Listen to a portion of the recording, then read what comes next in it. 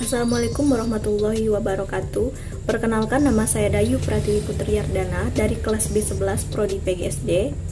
Di sini saya akan mengulas kembali artikel yang telah saya buat kemarin dengan judul Pentingnya Budaya Literasi dalam Meningkatkan Soft Skill dan Hard Skill.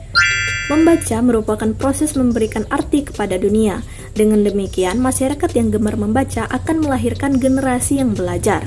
Semakin banyak masyarakat yang gemar membaca, maka semakin banyak generasi belajar yang dimiliki oleh masyarakat. Dan semakin tinggi tingkat budaya bangsa yang dimiliki. Berkaitan dengan hal tersebut, maka gerakan literasi itu merupakan suatu faktor pendorong dalam meningkatkan soft skill dan hard skill. Berdasarkan beberapa pendapat ahli, yang pertama itu menurut Abidin ini menerangkan mengenai literasi, di mana dia menyatakan bahwa di era perkembangan awal, literasi didefinisikan sebagai kemampuan untuk menggunakan bahasa dan gambar dalam bentuk yang kaya dan beragam untuk membaca, menulis, mendengarkan, berbicara, melihat, menyajikan, dan berpikir kritis tentang ide-ide. Berikutnya kita akan mengetahui dari pengertian soft skill itu apa. Menurut Elvindri tahun 2011, soft skill merupakan keterampilan dan kecakapan hidup baik untuk sendiri, berkelompok, dan bermasyarakat serta dengan sang pencipta.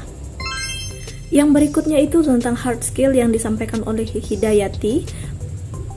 Hard skill merupakan keahlian yang bisa diukur dengan kuantifikasi. Berdasarkan beberapa pendapat ahli yang telah disampaikan mengenai apa itu literasi, soft skill, dan hard skill, jadi dapat kita simpulkan bahwa ada dua langkah yang dapat dilakukan dalam meningkatkan soft skill dan hard skill ini dalam budaya literasi. Yang pertama itu dengan membaca, dan yang kedua itu dengan mendengarkan dan mengimplementasikan.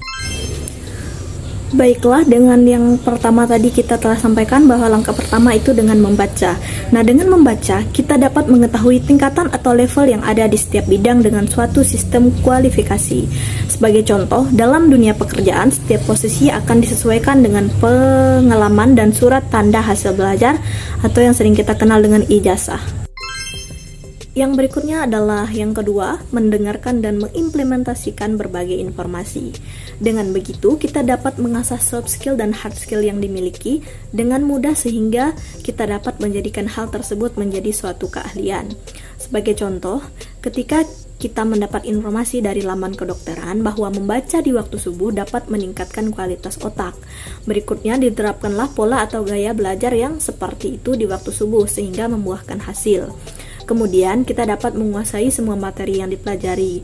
Dengan begitu, aktivitas tersebut menjadi kebiasaan sehingga membuahkan hasil keahlian. Ada hal yang lebih penting untuk kamu tunjukkan, yaitu tidak sekedar memiliki kedua skill di atas, tetapi juga menunjukkan bahwa skill yang kamu miliki memiliki kualitas yang tak asal punya. Itulah beberapa informasi mengenai hard skill dan soft skill yang dipengaruhi atau didukung dengan adanya peran literasi di baliknya. Ingat, apapun skill yang kamu kembangkan, keduanya sama-sama penting. Jadi, jangan terlalu fokus di salah satunya saja. Soft skill dan hard skill harus seimbang agar dapat menunjang pekerjaan maupun kegiatan yang kamu lakukan berikutnya. Terima kasih sudah menonton video ini sampai akhir. Semoga bermanfaat, dan sampai jumpa.